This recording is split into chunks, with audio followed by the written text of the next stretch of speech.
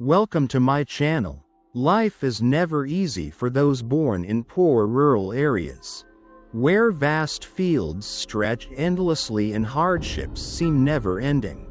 But, do you believe that it is precisely these difficulties that can serve as the springboard to a brighter future? Today's story is about Eric, a young man born in a small village, where hope often fades under the scorching sun and long rainy seasons. Eric was not like other children, growing up with dreams of luxury. He had only one dream: to leave his homeland, seek opportunities, and change his life.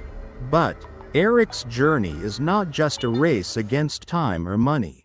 It is an inner battle, full of temptations and moments where he must choose between the shortcut filled with danger and the long but certain path, full of hope.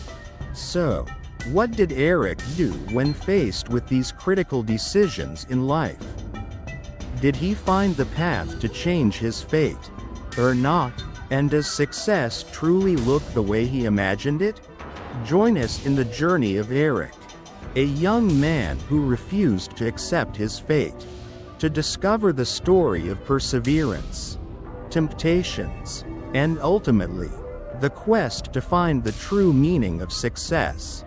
Eric was born in a small village deep in the mountainous countryside. The land was barren, cracked in the dry season and muddy in the rainy season. The only road out of the village was a long, dusty dirt road that led to the town, stretching for several kilometers. This road was rarely upgraded in the rainy season. It was filled with mud, and in the dry season, it was covered with dust. Life here was tied to hard work on the farm. Eric's family lived by farming. His parents worked year-round in the fields, growing rice, corn, and raising a few chickens and pigs. With 5 siblings, Eric was the eldest. From a young age, he was accustomed to waking up at 4 a.m. to help his parents in the fields, and then rushing back to change clothes to go to school. On cold days, his bare feet had to wade through the mud, carry baskets of manure, and pull carts of hay. Despite the tough life, the sweat and sacrifices of his parents taught Eric the value of perseverance. There were days when the only meal at home was a bowl of rice and some boiled vegetables. But Eric always ate last. His mother often whispered to him, "You are the eldest. You must be strong to set an example for your siblings." The village school was so poor that there weren't enough chairs for the students. Every day, Eric carried a small plastic chair and used his backpack as a desk. But he never complained. To Eric, simply being able to attend class was a blessing, the only chance for him to connect with the world beyond the village. Eric's world was confined to the fields, the thatched roof house, and the old, worn-out books. Sometimes, when he went to fetch water from the village well, Eric would see the buses passing by on the dusty road. And even though the dust was thick, it filled him with an indescribable excitement. What would the city be like? There must be tall buildings, sparkling lights, and a better life. Eric often sat on the stone slab at the edge of the village in the evening, looking at the sunset behind the distant mountains. And in his heart, a thought lingered: I must change my life, no matter how far I have to go. He knew no one was born with opportunities, and if he stayed here, nothing would ever change. That night, Eric lay on his wooden bed, his mind filled with thoughts about the future. He wondered if he could truly live here, while the world outside was changing every day. The next morning, Eric decided to talk to his parents. He sat down at the old wooden table, gripping the chipped porcelain cup. His mother was sweeping the yard, while his father was repairing the old hoe outside. "Mom, Dad, I want to go to the town to find a new opportunity. I don't want to spend my life tied to the fields and rice anymore." His father stopped working and looked at him with a thoughtful gaze. His mother looked over, her face showing concern, but she said nothing. Eric continued, determination in his voice. "I know life in the town won't be easy. But if I stay here, nothing will change. I want to try. I want to build my own life, so that not just me but our whole family can live better." His father looked at him, his eyes still filled with worry. He spoke, his voice thick with emotion. "You're the eldest. You're the one who carries this family. But if this is your dream, we can't stop you. If you go, remember that it won't be like what you imagine. It will be full of challenges. But if you persevere, you will succeed." His mother took his hand, her eyes full of hope. "Wherever you go, I always believe you are a good person. Don't take shortcuts, choose the right path. I will always pray for you." Eric smiled, feeling empowered. He took one last look at the thatched roof house where he had grown up, then turned and walked towards the dirt road. His long journey, full of hardships but also hope, was about to begin. The city welcomed Eric with a hot, dusty morning and a cacophony of unfamiliar sounds. The bus dropped him off at an old station on the outskirts of town. Everything was new and strange. The towering buildings made him look up in awe, while the rushing crowd made him feel like a lost soul. The tattered backpack on his shoulder held all he owned: a few old clothes, some personal papers, a little money, and a crumpled handwritten letter from his mother, which he kept close to his heart. For the first 3 days, Eric slept in a park near the bus station. He went from small eatery to eatery, begging for a dishwashing job. But every place shook their head. "There's no spot for someone without experience. You came from the countryside? Go back home. It's tough here." Hunger gnawed at him, along with a growing sense of helplessness.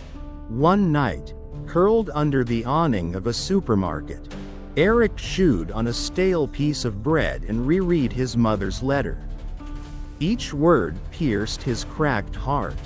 "No matter where you are, I believe you're a kind person. Don't take shortcuts, choose what's right." On the 4th morning, he woke up with aching feet, an empty stomach, and heavy eyes. But that was the day a spark of hope appeared. As he passed a small cafe on the corner, he heard a voice call out, "Hey you, what are you doing standing there?" It was a young woman, sharp eyes, ponytail, white t-shirt. Her name was Vittoria, the cafe's morning shift manager. After a few quick questions, she nodded. "All right, if you're hardworking and honest, you can help out. No pay the first month, but meals are included. Deal?" Eric bowed deeply. "Thank you. I'll do my best." From that day, Eric's life entered a new chapter. Not easy, but at least he was no longer hungry, and no longer alone. During the day, he worked as a server, wiping tables, washing cups, carrying drinks. At night, he slept on a wooden bench in the storage room.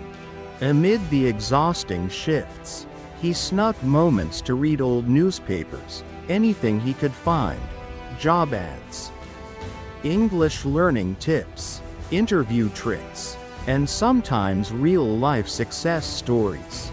Victoria, the one who gave him his first chance, slowly became someone Eric could trust. She taught him how to carry drinks without spilling and often asked, "So, why'd you leave your hometown?" Eric told her about the poor village, his mother, and his dream of a different life. Victoria was quiet for a moment, then nodded. "You remind me of myself when I first got here, sleeping on park benches, living off instant noodles. But listen," she looked him in the eyes. "This city isn't easy. It will chew up the weak. But, if you know what you want, and keep going, it will give you what you deserve." Those words carved themselves into Eric's mind. He began learning more, watching how Victoria worked, how she handled tough customers, and how she spoke to people, always with grace and determination. One night, after cleaning up the cafe and heading back to the storage room, Eric pulled out his old phone and wrote his first journal entry in the Notes app. "I've survived 10 days in the city. Still tough. But I won't give up. This is only the beginning." Life in the city forced Eric to grow up faster than he ever imagined.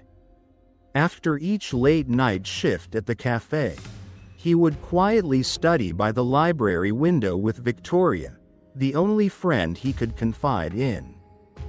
One evening, when the cafe was nearly empty, a man in a black suit stepped in. He had a polished demeanor and a mysterious smile. After a few casual chats and careful observations, he handed Eric a black business card. "Urgent need for an interpreter. Work at a bar. Flexible hours. Pay is 5 to 10 times higher than here. A guy like you. You deserve more than just waiting tables." Eric hesitated as he took the card. He didn't say a word. The next night, he met with Victoria. "Victoria, I've been thinking. I want to quit the cafe." She looked up from her book, surprised. "Why? Everything's okay, isn't it?" Eric nodded slowly. "Someone offered me a new job. It pays really well, enough for me to send money home. Fix our leaky roof. Buy medicine for my little brother. I'm tired. Victoria, working day and night and still not making enough. I need a change." Victoria stayed quiet for a moment before gently responding. "But not every change is good if it comes with a price. Are you sure the job is legit?" "I don't know. But they just need me to translate. Nothing illegal. And I need the money. I really do." She looked deep into his eyes. "Eric, I'm not trying to stop you. I just want you to remember, some things, once lost, can never be found again." But Eric had made up his mind. The bar was far more dazzling than any place he had ever seen. Bright lights, loud music, expensive suits, exotic cocktails, and shady handshakes in dark corners. After just 1 week, Eric earned more than 6 months' worth of cafe wages. He sent money home to buy medicine, fix the roof, and get his mom a new phone for video calls. Victoria messaged him, "Are you okay?" He replied, "I've never lived better." Money came easily, and so did temptation. Eric started dressing sharp, wearing expensive cologne, trading his old sneakers for shiny leather shoes. He began joining VIP clients, interpreting during conversations he wished he didn't understand but pretended not to.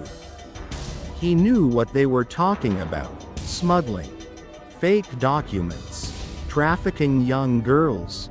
One night, as he was counting a thick stack of cash, Victoria appeared at his door. "I just want to ask, are you happy?" Eric hesitated. "I have everything I ever dreamed of. Money, nice clothes, and my family isn't suffering anymore." Victoria looked at him with quiet sadness. "But you're not the person I once knew. The one who studied English even when hungry. The one who ate last when there was only boiled vegetables left." "Where is that Eric?" Eric was silent. But this time, he didn't turn back. The glare of money had blinded him, too bright to remember the simple things he once cherished. What he didn't know was that behind those bills was an entire criminal network. He was just a small cog, but enough to be dragged down when the system collapsed. One night, authorities raided the bar. Everyone was arrested. Eric was lucky. He had taken a sick day due to a fever. With trembling hands, he picked up his phone and saw multiple missed calls from Victoria. The last message read, "Come back while you still can." That night, after reading Victoria's last message, Eric sat silently for hours by the window of his small rented room. The city lights sparkled outside, but inside, he felt only darkness. Cold sweat lingered on his forehead, not from the fever, but from fear. Just one more step, and he could have lost everything. The next day, Eric returned to the bar, only to find it sealed by police tape. News spread quickly on social media. The bar had been part of a money laundering and human trafficking ring. The people Eric had once worked with were all arrested. He stood frozen, clutching his phone. In that moment, he realized, if I hadn't fallen ill last night, I might be in handcuffs right now. Eric went back to his room and looked around at his belongings: branded clothes, expensive shoes, luxury cologne. Once, they had been symbols of pride. Now, they were hollow reminders of a lost self. He went to see Victoria. She opened the door, surprised but silent. Eric bowed his head, voice trembling. "I was wrong. I chased money and forgot who I really am." Victoria gently pulled out a chair and poured him a cup of hot tea. She didn't lecture. She didn't judge. She simply looked at him with eyes full of empathy. "The important thing is, you came back. And you still have a chance to start again." From that day on, Eric cut ties with his past. He took a part-time job at a small English center, tutored children in the evenings, and enrolled again in a linguistics program. He worked from morning till night, not to afford fancy clothes or phones anymore, but to earn back his dignity and future. Victoria remained by his side, not just as a friend, but as a guiding light during his darkest times. One rainy afternoon, while teaching English to underprivileged children in a slum area, a little girl held his hand and asked, "Teacher, you speak English so well. Are you rich?" Eric smiled and gently patted her head. "Not rich with money, but my heart feels full. Because I'm living a life I'm proud of." And that was when Eric truly understood. Happiness doesn't come from how much money you have, but from the value you bring to the world. The honest road may be slow, but it will always take you to where you truly belong.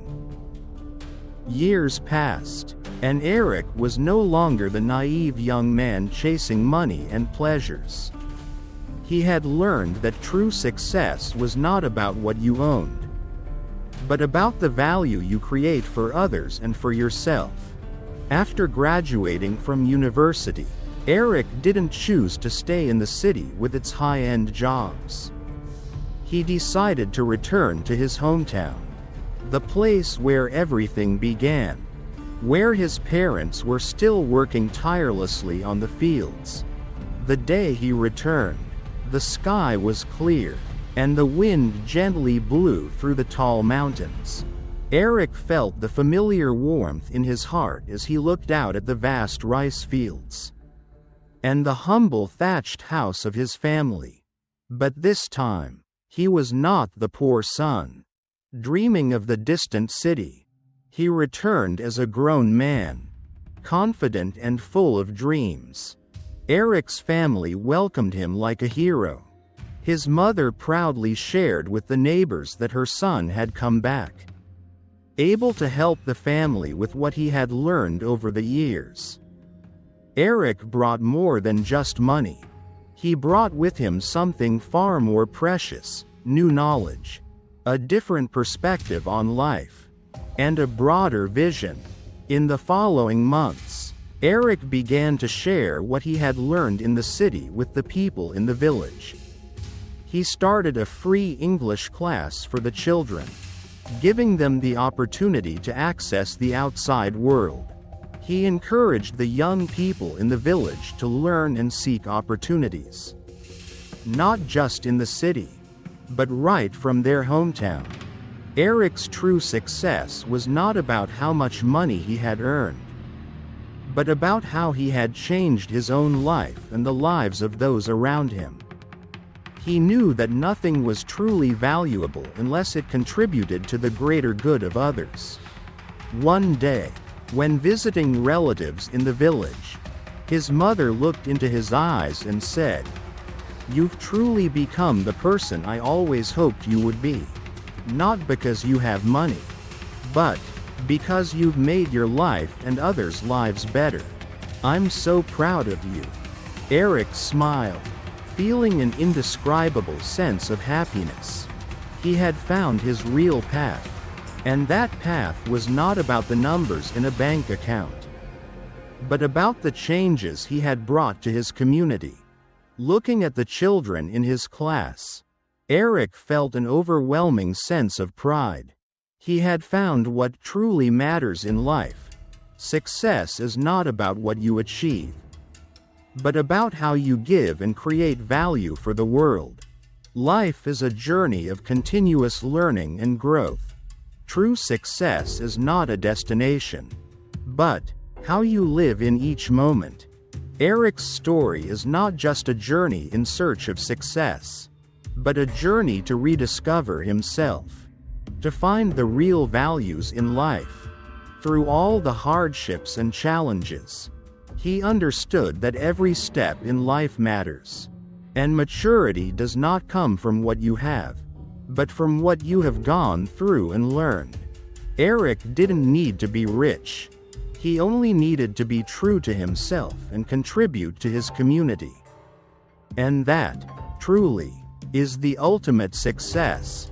Thus, we have concluded Eric's story. I hope this story inspires you and those who hear it about the value of perseverance, learning, and contribution. Thank you for accompanying me on this journey.